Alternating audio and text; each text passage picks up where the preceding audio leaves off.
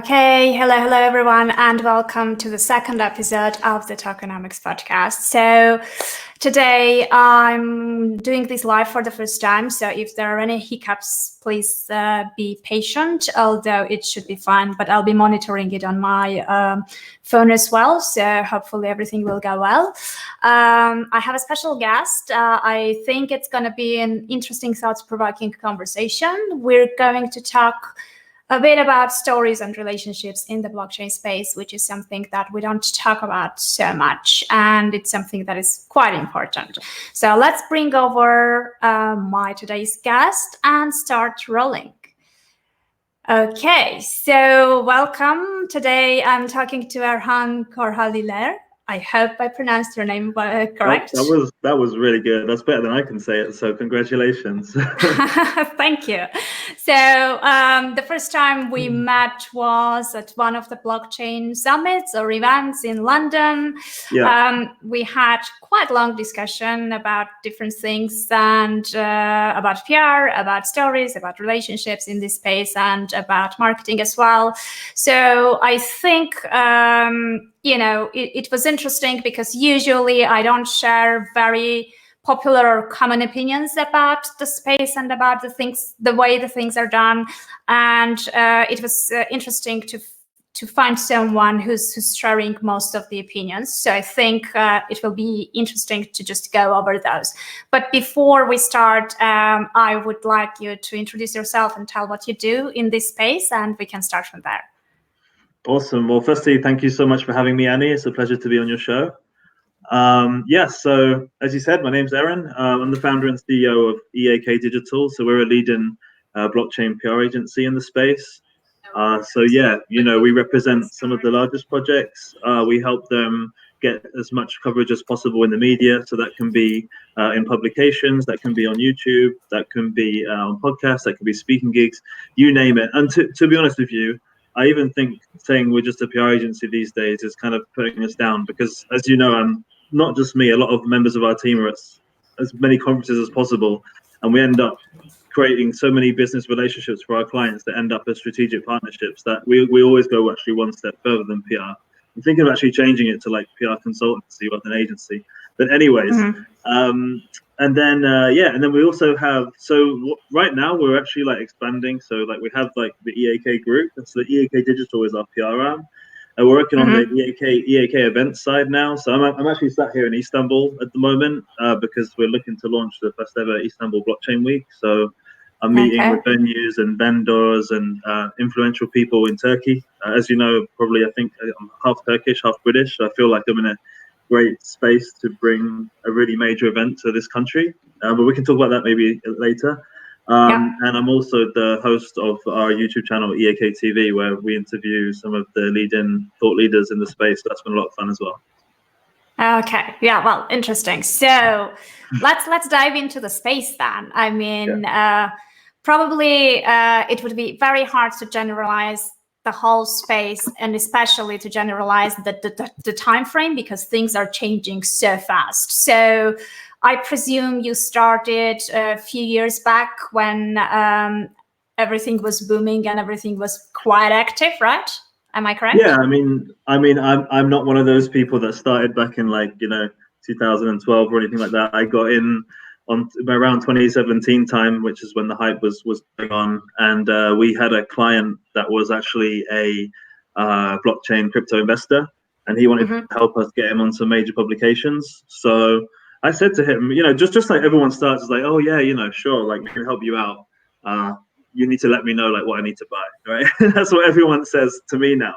Like, what should I buy? Like, who should I invest in? But anyway, we did a cracking job with him. He became a good friend of mine, and he flew me out to his place in San Francisco and took me to a conference and introduced me to a number of his people in the network. And there was so much excitement, as you probably remember, about this new technology, and had such a good time, and I learned so much, and really, the rabbit hole was well and truly open, and I'm still in it now. Oh yeah, absolutely. It's so it's interesting when we talk about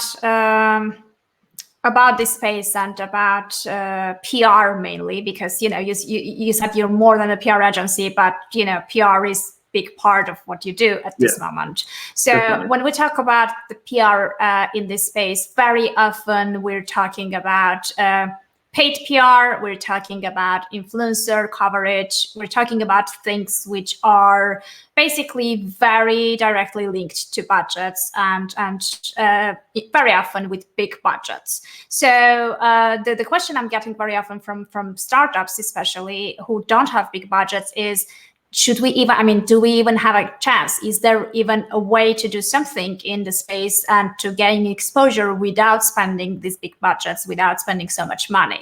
Are there any non-paid options to look into?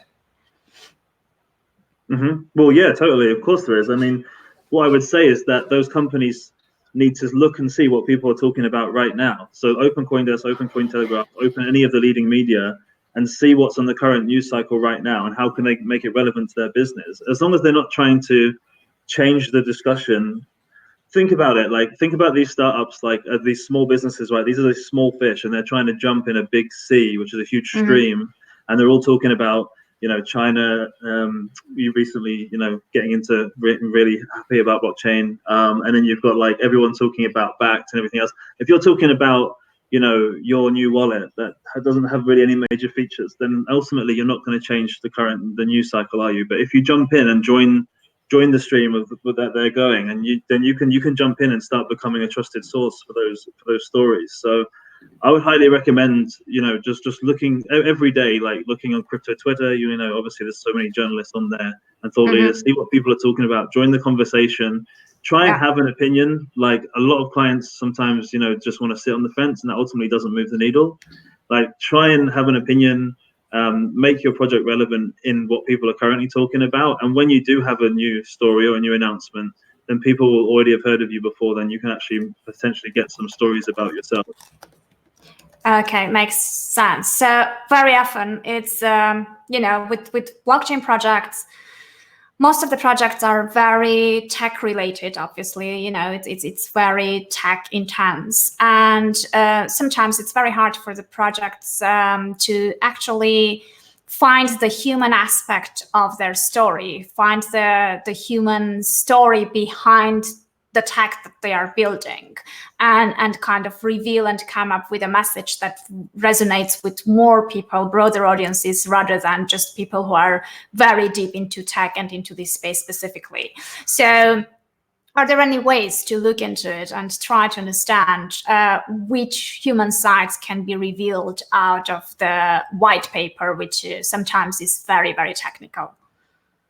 Honestly, like, go and speak to your parents and try and explain to them what your project is, and like use them as a sounding board. Like ultimately, like if you can get through to them even slightly, like what you do, and they understand it, then you're going down a good path. I mean, your parents might be a bit of a push, but maybe like somebody that's not in the space, that's also around a kind of a millennial kind of age, if they can understand what you're doing and they don't know much about crypto other than Bitcoin, then you're doing a good job. Like, this doesn't cost any money to just go and ask them to ask you what you're doing, see if they understand it. So that would be my first point of advice. There's actually, I don't know if you've been watching the Crypto Queen on the BBC podcast. Oh yeah, it's an awesome podcast. Yeah, it's absolutely so good. If those of you who haven't watched it, tune in. It's awesome. I'm really hoping that we'll get more crypto podcasts that isn't to do with scams on the BBC. Yeah, so it's a very sad topic, but it's actually a really good storytelling, and it brings basically the real story into a completely different level. Yeah, absolutely, agree with you. Absolutely. So I think on episode 1, episode 2, Jamie, the host, actually tries to explain what blockchain is to his mum. So like that was what I was referring to. And then secondly, like you said, like the people behind the project is what's interesting. Like the people, each and every individual right now obviously has a unique story, has been through a career, has been through potentially personal, ups and downs to get to where they are today. I mean, if you think about it right now, I mean, how many exchanges are there right now? Like maybe 300, maybe more, or wallet providers. Ultimately, what is it that makes some of these exchanges stand out, or some of these wallet providers stand out? It's the kind of person at the top, it's the influencer at the top, and people believe and trust in them. We recently did a study for one of our clients where we were literally comparing like Vitalik, Justin Sun, one of our clients, basically these thought leaders, and we were saying, how are they getting like so much coverage? And we analyzed it, and 67% of the articles that we found on those two people for that month actually came just from tweets. So that actually doesn't cost anything, back to your first question, to do that, to get yourself out there. And then, like I said, once you've actually got an opinion on these things and you're joining the conversation and journalists actually start respecting what you're saying, then people will start reporting on you. In fact, even now, there's Twitter accounts that don't even have a face. They've got like Hodl like, and they still report on like his like Bitcoin predictions, because he's become a person of influence just because of his tweets. So, I don't think budgets, back to your first question, is always that important. I think you touched on a very interesting point here. You sort of, came into the space of the personal branding, and how important is the personal branding for the leaders of the projects in this space, and what would the alternative be for people who personality-wise are not very comfortable to get out there? So is it just a total must, and they should actually just overcome their fears or discomfort and just get out of the comfort zone and do it and see the results? Or there is a way to get away from just concentrating on one personal brand and position projects somehow in a different way? I mean, look, there's been so many scams in this space. There's still scams going on right now. If you're not willing to put your face in front of your project, then I'm wondering whether we want to work with you in the first place. If we're going to put our brand in front of journalists that we've been building such a good reputation over the last few years, and you're not willing to front up and talk about it yourself, like I said, that would give me warning signs. I would say, yeah, you have to jump in. It doesn't have to be the CEO. It doesn't have to, it could be somebody else in the team. But ultimately, you need that spokesperson. Like, ultimately, people buy personalities. Whilst the tech can speak for itself, look, the thing is, for our agency, for example, we offer like media training every month as part of our like standard package to our clients. So like one of our journalists will sit there virtually or in person with our clients and give them a half-an-hour session. And we're basically just throwing curveballs at the client, and it can be quite risque sometimes, because we're like being quite cynical and looking at their project, hoping that they don't take it offensively. But ultimately, we need to prep them in case that a real journalist asks them those questions. But yeah, so I would say 100%. Start small. Work your way up to the. This is actually one of my points. So I did a speech at Delta Summit about how to do blockchain PR. And one of the slides, only at 10 minutes, so I just went through 10 quick easy takeaways. One of them was like, when Forbes, when CoinDesk. So we get this a lot. I'm sure you've heard it many times.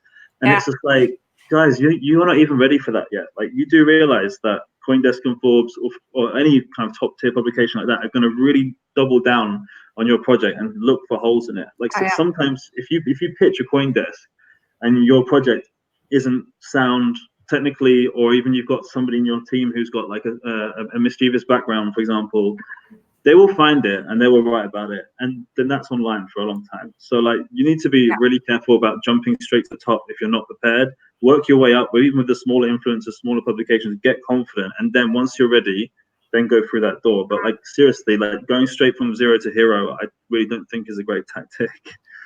I tell the same thing about advertising, actually, because eventually, if you're not ready, if your product is not good enough, if you're not prepared enough, basically you're paying for more people to know that you're not ready yet, which will backfire at the end, right? So yeah, definitely. On the other hand, the problem with this is that you may never feel that you're completely ready, or you may always kind of look for perfection and procrastinate and not really be able to put yourself out there, because you may think that not everything is absolutely at 100%. So how do you decide when is the minimum that needs to be prepared? What needs to be done to feel ready to actually go out and start gaining visibility and exposure?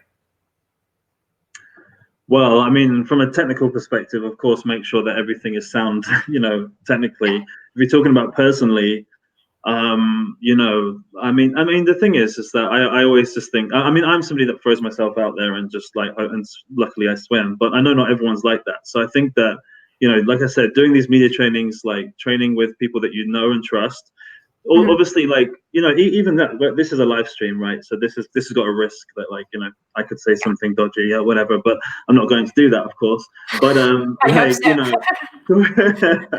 no, like throwing yourself out there, like on a live stream, probably isn't the best of it. You know, maybe working with a journalist that you've met a few times before on like a written, you can start with written answers, so you can work with your PR team or your marketing team as to like how to position your company. And then you can start working your way towards maybe like a pre-recorded podcast, so it doesn't show your face, and you can maybe like listen to it before it goes live, and you can make sure everything's all good. And then once you're finally ready, then, you know, then you can start doing like live streams, or you can start speaking on stage in front of people. But yeah, I think that's a good stepped approach.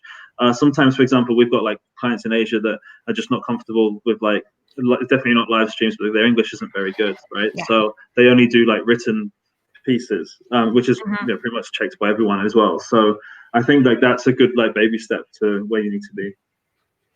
Okay, makes sense. So I'm sure that media is being pitched a lot from very similar blockchain projects out there, and they get tons and tons of emails. They probably don't read all of them either. So are there any specific kind of hooks or tips that someone could use while pitching journalists, not to end up sounding exactly the same as the other 100 emails that the journalist got? Well, firstly, like, just stop sending emails, because everyone's sending emails.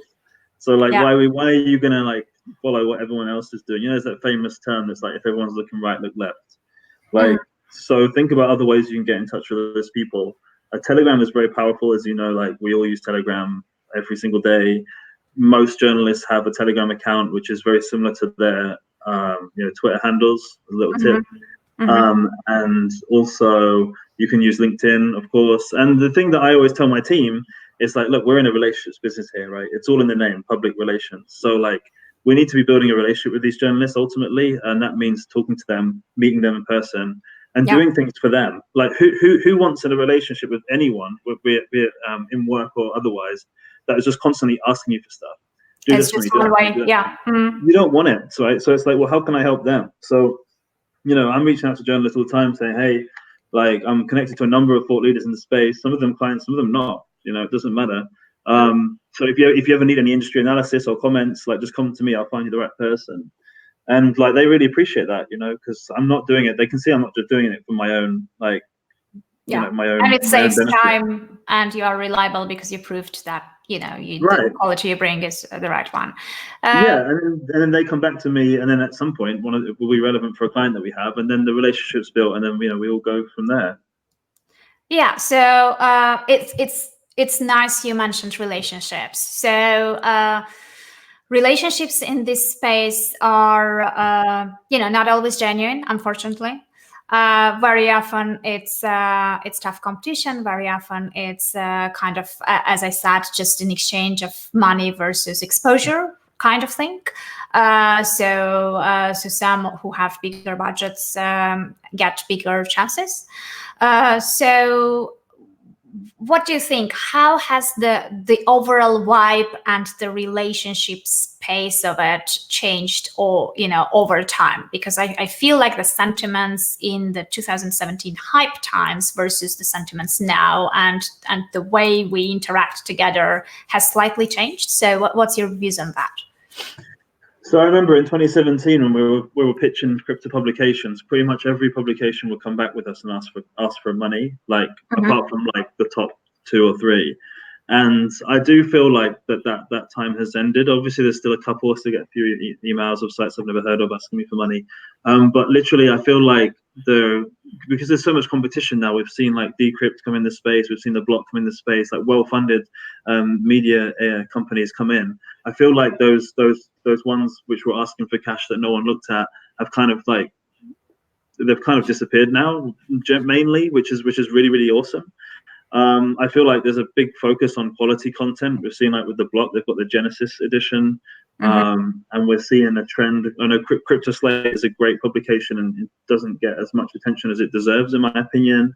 So I'm just seeing, like, at least from a media standpoint, so much quality coming in Like we've seen like Frankie Chaparro is like the editor of the block. He was at Business Insider, I think, before he joined them. And we're seeing and Angie Lau, who was the Bloomberg news anchor for like 20 years or so. She started Forecast News. So we're just seeing these journalists who were major players coming into this space, really professionalizing it. And I feel like it's got the kind of bad actor cowboys starting crypto news, whatever, PR.com are charging thousands of dollars out. So I'm really happy with that. When it comes to relationships, I feel like, as you know, there's like a conference every single week. And I feel like the ones that we see there most of the time are the ones, obviously, that generally, I say, are very committed when it comes to the media space. So I feel like everyone pretty much knows each other now when it comes to like PR and the media. And also something that I would say is what we do as EAK is like, which might surprise people, is that we actually speak to other PR agencies that we see at conferences and build relationships with them. And we say, hey, look, like ultimately, if I have an opportunity that isn't good for any of my clients, I'm just going to hand it over to you guys, because like, why not? Like that's better than it just going to waste. If I can help you, I'll help you. And I think they really appreciate that. It's a very open way of doing business, even though technically we could be seen as competitors, but like they understand that we would never go after their client, they would never go after ours. And I feel like that's a really nice open way of doing business.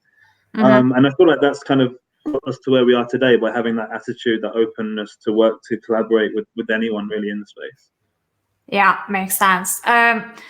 Do you feel like the tech space and specifically the blockchain space lacks good stories in terms of, when you get coverage, when you have articles and when you have press releases, it's not really, the stories are not really developed well. I mean, it's just a lack of exciting stories out there these days. Do you have that feeling, or you think it's good enough?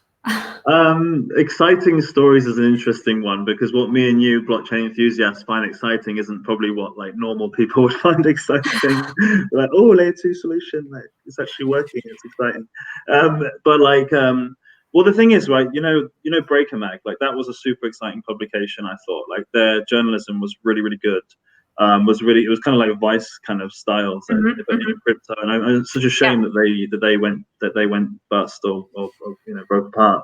When it comes to exciting stories, like I said, it depends what you class as exciting. But I mean, I'm particularly getting excited about a number of like big enterprises that are now like working together with crypto. So for example, that New Balance Cardano one that came out, to me that's exciting. Whenever we can put like a big brand with a blockchain enterprise solution, that is exciting. The other one that excited me the other day was the backed consumer app to pay for Starbucks.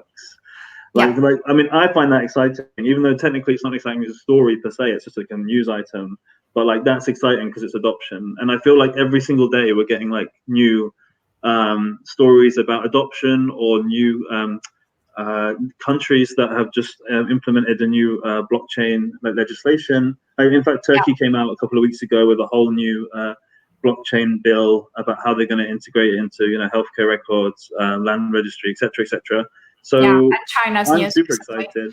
China's news was crazy. Like that was awesome. And I think I just read yesterday that like they're putting like funds together to like actually invest in blockchain projects as well. So really I think it's going to move quite fast after this news. Basically, there will be more news coming from there, most probably. I mean, I know you may be biased for this question, but there are some things that don't really need to be outsourced completely.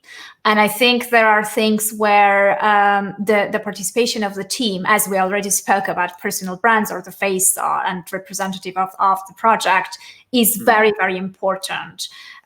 So do you think like PR and media exposure related activities should all be outsourced and forgotten and put on your shoulders completely? Or how important is actually the project side of the process for you? I mean, could you eventually work with a project that would just outsource everything to you and have you deal with everything?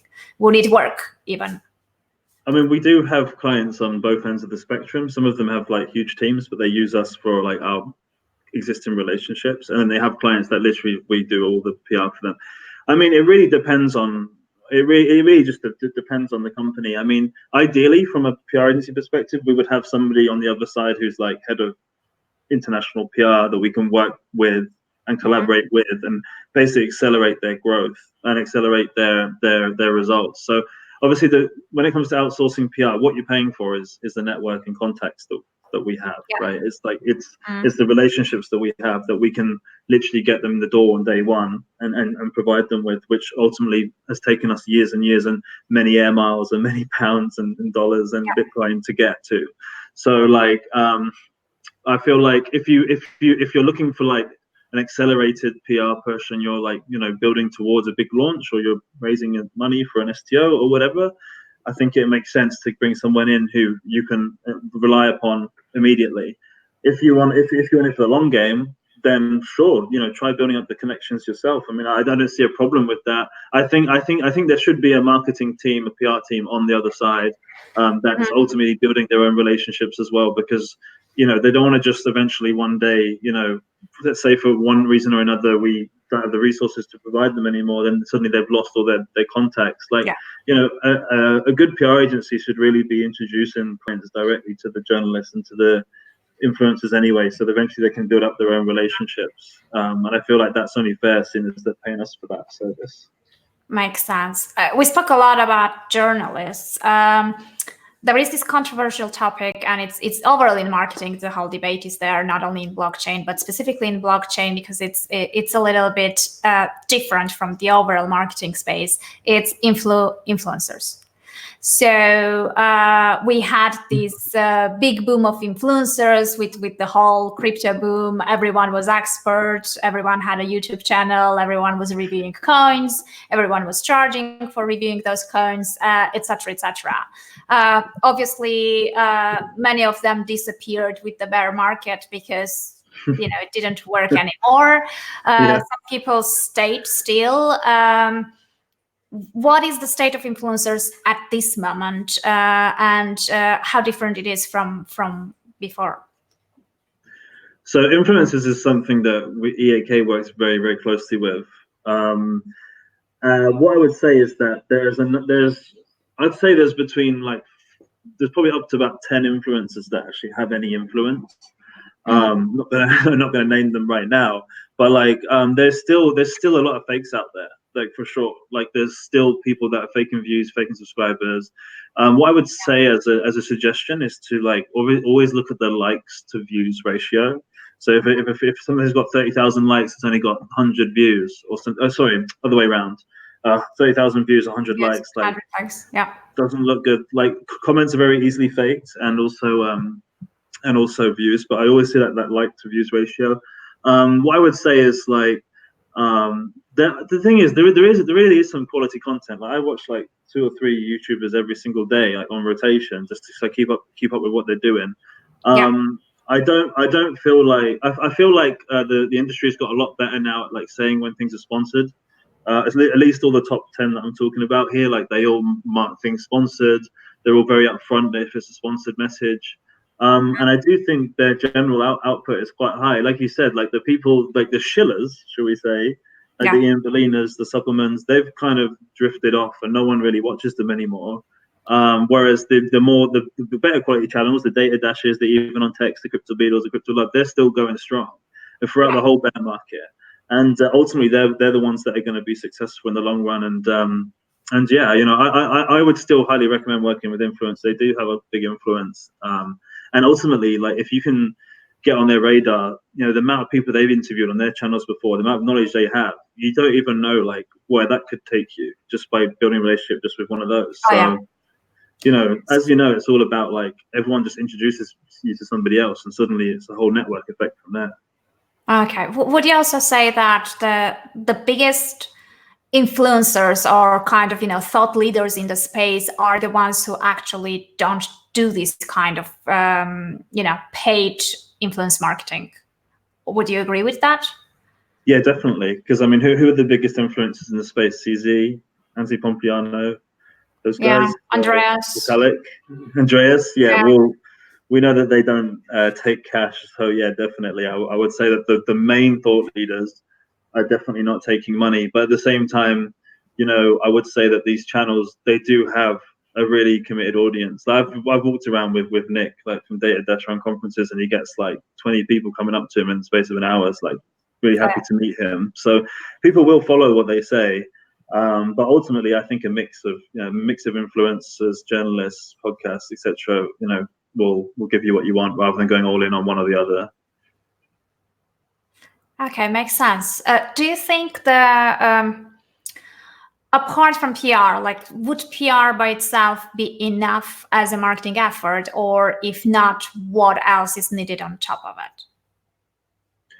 Like, no way, like, no, definitely not. Like, people would get PR and marketing like mixed up. Like, sometimes clients treat us like a marketing agency when we're trying to tell stories, and they are just trying to promote something which could be considered marketing. So, for example, let's say a client is offering 10% bonus on let's say like deposits into an exchange. Like, that's not like one for your PR agency really to promote. There's not much of a story we can put behind that, unless you're donating it to charity, or that's something that we'll start saying, like, how can we create a story from that. But ultimately, I think those two get like crossed like quite a lot, the marketing and PR, and people don't understand the difference.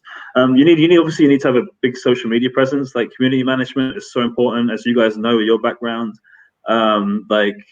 You have to stay on top of that. Of course, having your own blog, I mean, this is obviously basic stuff to us, but being consistent in your message, like internal messaging, like without being, because I mean, I see a PR agency as an external. We should be talking to journalists, people outside your network, but for your own communities, that's up to the client to keep them informed of what they're doing. Obviously, there's all kinds of, they could do community meetups. This could be all this out of home marketing that we don't touch too much. So no, PR is just one spoke of the wheel. That there's ultimately 4 or 5 others in there that need to be addressed. Yeah. Okay, makes sense. So let's say probably it's not like the ideal time right now, but let's say someone came up with an amazing idea with a very strong tech team and is planning to launch a startup. To set up the right healthy foundation and to be ready per se, what are the first things that they should consider? You mean like if they're ready to launch their product publicly? They are ready to gain exposure. Like when will they get kind of ready to tell their story and come out of their shell, basically? What are the components? Not just PR, like overall, which are the things that they have to absolutely have in place before being kind of considered by agencies like yours, like ours, and everything else, like when people are doing due diligence, what we should look at? Yeah, so we partner with a number of firms who do the due diligence for us. Mainly, we don't technically do it ourselves, but we give it to people that do that on a regular basis. Obviously, the first thing they should do is just go to email hello@EAK Digital and get in touch with us. But apart from that, I mean, look, if the product's ready, they're ready for exposure, they need to make sure that their website is completely above board. They need to make sure everything is completely correct. They need to make sure that they're completely transparent about who's working on the project. They need to make sure all the social media channels are following the right people, are getting involved in conversations. They need to make sure that they've got the legal counsel. This could go on for ages, right? I mean, I'm not technically like a business coach or anything. I can just really like speak to you from the PR standpoint, but ultimately, they just need to ensure they've got. Okay, so this is something that we do. We have something called so whenever we have a new client, we have something called a pushback document. Yeah. Like, as soon as they join, like all of our ex-journalists in the PR team and me will sit in, like, obviously separately, and we'll just go through each project and look to like rip them, basically. Try and find any downfall that we can, whether that's a team member, whether that's problems with the website, technical, anything that a journalist could highlight and be like, this is a scam, or doesn't look good, or whatever it is.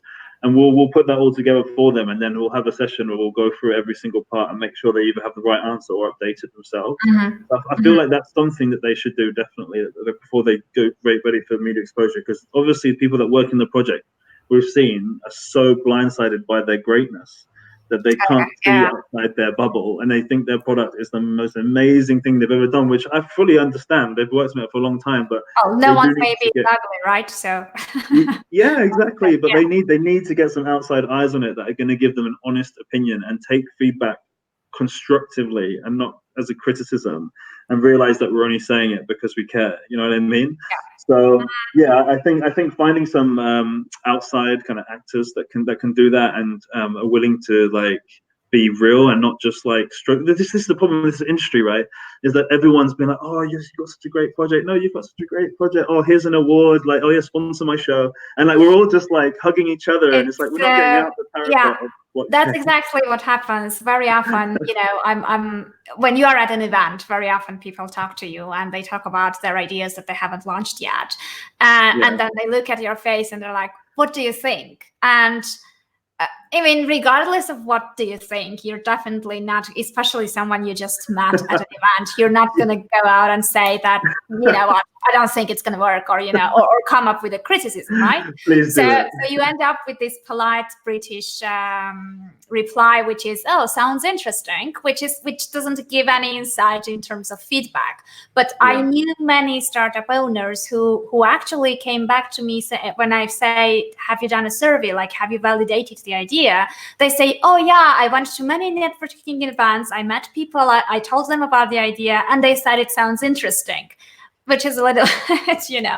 So yeah, I agree with you. They need a kind of objective review of everything, because the bigger exposure they get, the more criticism they will be attracting. So they should be ready for it from the very beginning. So I totally agree with that point.